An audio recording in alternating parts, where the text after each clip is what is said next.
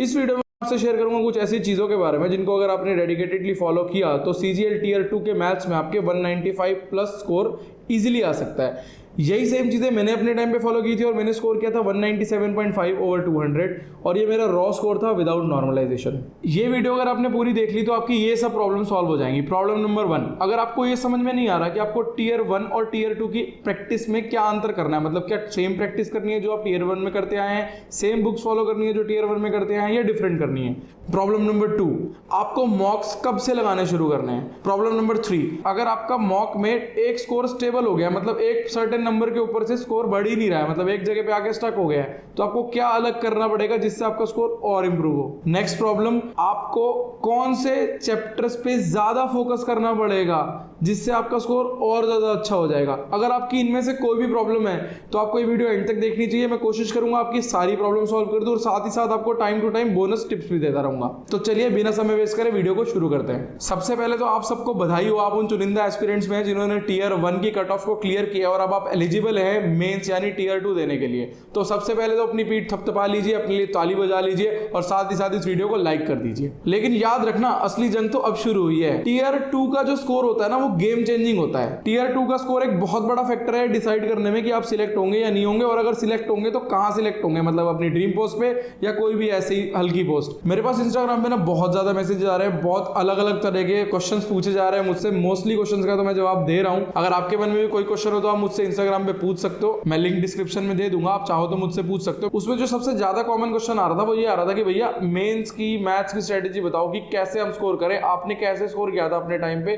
कैसे आप 197.5 मार्क्स लेके आए थे, हमें भी बताओ। तो आज उसी सब के बारे में डिस्कस करते हैं। सबसे पहले तो जो बहुत सारे लोगों को डाउट आ रहा है वो ये आ रहा है कि हमारा Tier 1 में इतना स्कोर है तो क्या हमें तैयारी करनी चाहिए।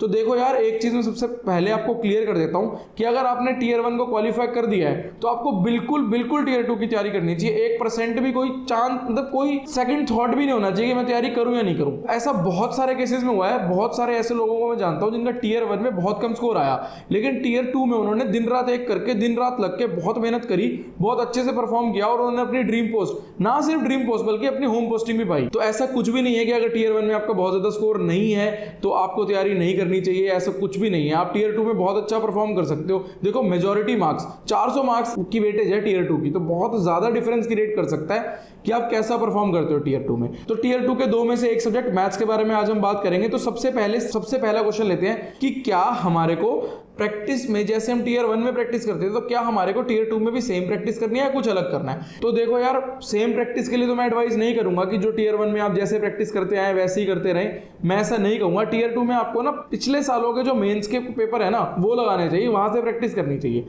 देखो, अगर आप Tier 1 क्वालिफाई कर आए हो तो बेसिक्स तो आपके क्लियर है, आपका कंसेप्ट भी काफी हद तक क्लियर है। तो आपको मेन क्या करना है, मेन अपनी स्किल्स को थोड़ा सा और इंप्रूव करना है, अपने मैथ्स को थोड़ा सा और इंप्रूव करना है और थोड़ा सा और मार्क्स को स्कोर करना है। आपने वो कहावत तो सुनी होगी, practice makes a man perfect. मेरे हिसाब से सिर्फ प्रैक्टिस नहीं, perfect practice makes a man perfect. तो आपको उसी चीज की प्रैक्टिस करनी है और बिल्कुल परफेक्ट तरीके से करनी है। अगर आप CGL मेंस की तैयारी कर रहे हो तो आपको पिछले सालों के जो मेंस के क्वेश्चन है ना वही करने चाहिए, क्योंकि एक प्रोबेबिलिटी होती है कि उसी लेवल का ही पेपर आता है। पिछले कई सालों से लगभग सिमिलर लेवल का पेपर आता है। कुछ एक आध क्वेश्चन का किसी में मुश्किल आ जाता है तो किसी में एक आध क्वेश्चन आसान आ जाता है। तो अब आपके मन में सवाल आ रहा होगा कि भैया फिर प्रैक्टिस कहां से करें। तो मैं आपको 2 तरीके बताऊंगा जहां से आप प्रीवियस ईयर के मेन के पेपर की प्रैक्टिस कर सकते हैं। पहले बात कर लेते हैं जो तरीका बिल्कुल फ्री है। देखो, अगर आप गूगल पे जाके सिंपली ये भी टाइप कर दोगे कि CGL मेंस का एग्जाम मैथ्स का जिस भी ईयर का टाइप करोगे, बहुत सारी ऐसी वेबसाइट्स मिल जाएंगी जो फ्री में आपको PDF दे देंगे। फिर आप उन PDF का प्रिंट निकाल लो और साथ ही साथ उनकी आंसर की निकाल लो और आप वहां से प्रैक्टिस कर सकते हो। इसमें एक शॉर्टकमिंग क्या है, इसमें एक दिक्कत क्या है कि आपको एक ही जगह पे सारे पेपर नहीं मिलेंगे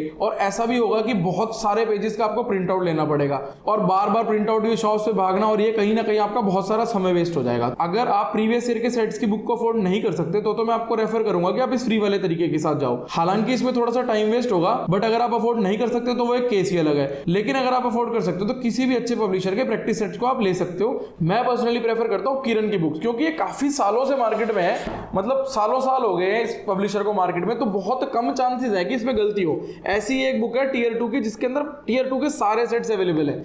जो एग्जाम 2011 से लेकर 2022 तक जितने भी Tier 2 के एग्जाम्स हुए हैं वो सारे एग्जाम्स इसमें अवेलेबल है। इस बुक को 2 पार्ट में डिवाइड कर रखा है। स्टार्टिंग में तो है मॉडल प्रैक्टिस सेट, 21 सेट दे रखे हैं मॉडल प्रैक्टिस के, और उसके बाद आपको सेट नंबर 22 से सेट नंबर 45, मतलब 24 पेपर दे रखे हैं 2011 से 2022 के बीच में। जितने भी प्रीवियस ईयर में पेपर हुए हैं टियर 2 के मैथ्स के, वो सारे के सारे दे रखे हैं आपको।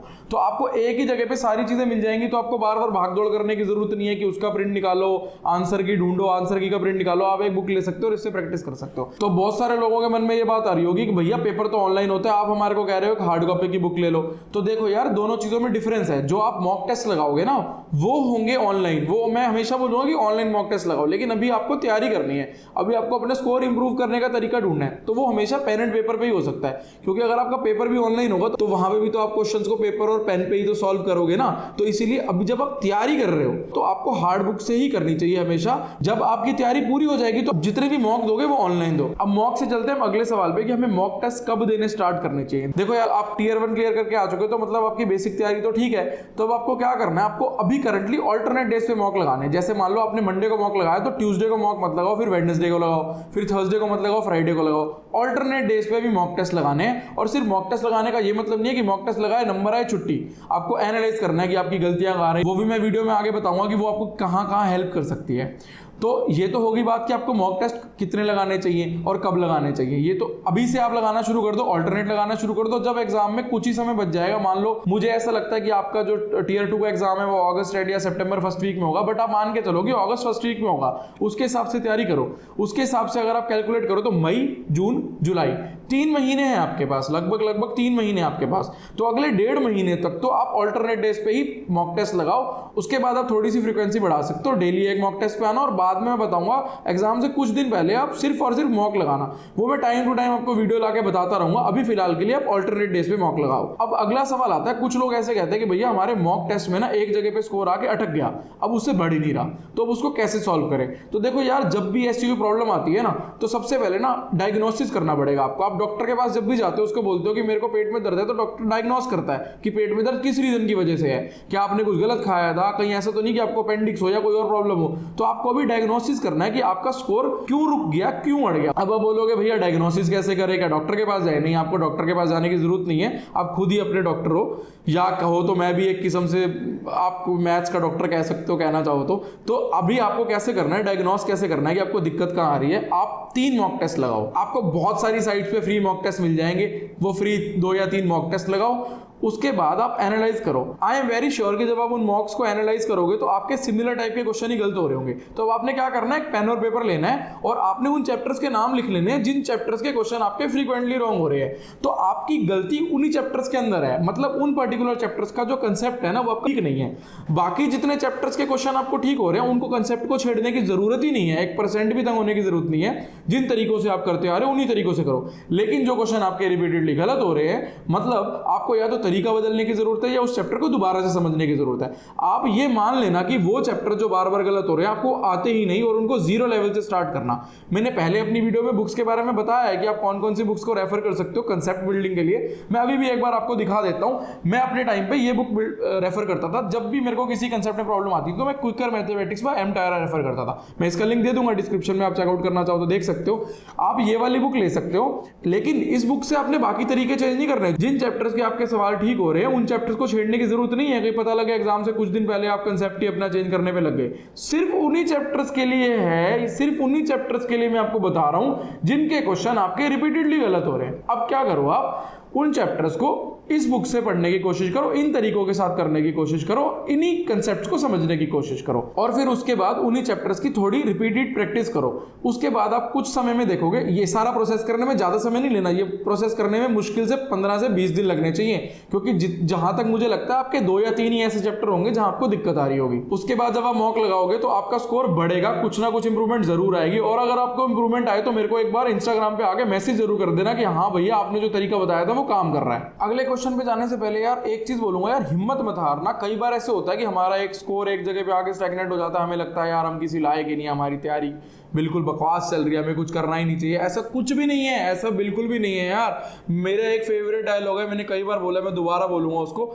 मान ली तो हार, ठान ली तो जीत। भाई अगर मान लोगे ना कि नहीं बढ़ेगा स्कोर तो बिल्कुल नहीं बढ़ेगा, चाहे उल्टे टंग जाओ। लेकिन अगर एक बार ठान लिया ना कि स्कोर को बढ़ाना है तो यार आप बढ़ा के रहोगे स्कोर को। मैं 100% श्योर हूं, आपको बस पहचानना है कि आपकी गलतियां कहाँ हो रही है। जिस दिन आप अपनी गलती को पहचान जाओगे ना, उस दिन वो गलती को दूर करने में समय नहीं लगेगा। मोस्टली हमें क्या होता है, हम अपनी गलती ही नहीं पहचान पाते कि हमारी गलती क्या हो रही है, और लगे रहते हैं यार भेड़ चाल में, एक ही गलती को बार बार प्रैक्टिस करे जा रहे।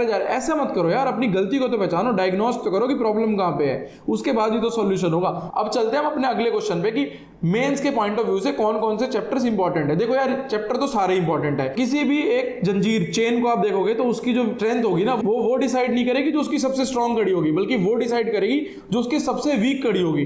तो चैप्टर तो सारे इंपॉर्टेंट है। अब ये मत सोच के जाना कि मैं एक पर्टिकुलर चैप्टर नहीं करता तो मेरा अच्छा स्कोर आ जाएगा। भैया ये गलती मत करना, चैप्टर सारे ही करने हैं। लेकिन हाँ, कुछ चैप्टर ऐसे हैं जिनकी वेटेज थोड़ी ज्यादा है, उनमें से सवाल थोड़े से ज्यादा आते हैं। जैसे कि एडवांस मैथ्स के कोई भी चैप्टर उठा लो, आप ट्रिग्नोमेट्री देख लो, ट्रिग्नोमेट्री के मेंस में आपको ज्यादा क्वेश्चन मिलेंगे। ज्योमेट्री देख लो, ज्योमेट्री से भी ज्यादा क्वेश्चन आएंगे। मेंसुरेशन देख लो, मेंसुरेशन से भी ज्यादा क्वेश्चन आएंगे। तो जो एडवांस मैथ्स के जितने भी टॉपिक्स है ना, उनमें से ज्यादा क्वेश्चन आते हैं। लेकिन सीधे सीधे क्वेश्चन नहीं आते। कई बार क्या होता है, दो कंसेप्ट को मिक्स कर देते हैं। जैसे मेंसुरेशन के अंदर परसेंटेज का क्वेश्चन घुसा देंगे या रेशियो एंड प्रोपोर्शन भी साथ में इंक्लूड कर देंगे। तो तभी तो उसको मेंस कहते हैं, तभी तो टियर 2 कहते हैं, तभी तो आपको तैयारी के लिए और एक्स्ट्रा 3 महीने या 4 महीने जो भी समय मिलता है वो दिया जाता है। तो भाई बहुत एम्पल टाइम है आपके पास, तैयारी करो। मेरा दोबारा से आप लोगों से यही रिक्वेस्ट है कि समय एक दिन भी वेस्ट मत करो। ये बिल्कुल मत सोचो कि आपका टियर 1 में कितना स्कोर था कितना नहीं था। भाई जितना भी स्कोर था अभी से मेहनत करने में लग जाओ। और आई एम श्योर यार, अगर आपने टियर 1 क्लियर कर लिया तो टियर 2 भी आप बहुत इजीली क्लियर कर लोगे। कोई ऐसी दिक्कत नहीं आने वाली टियर 2 क्लियर करने में। अगर आप में दिमाग ना होता तो आप टियर 1 भी तो नहीं कर पाते ना क्लियर यार। तो अपने ऊपर विश्वास रखो, हौसलों को बुलंद रखो, मेहनत करते रहो, अपने माँ बाप की पूरी इज्जत करो, उनको दिन में एक बार हंसा जरूर दिया करो। तो ठीक है यार, अगर आपका कोई भी डाउट रह गया हो तो आप मुझे इंस्टाग्राम पे मैसेज कर सकते हो, कमेंट कर सकते हो, वीडियो को लाइक करना ना भूलें। तो ठीक है भाई, हंसते रहो, हंसाते रहो, मौज लो, रोज लो। All the best.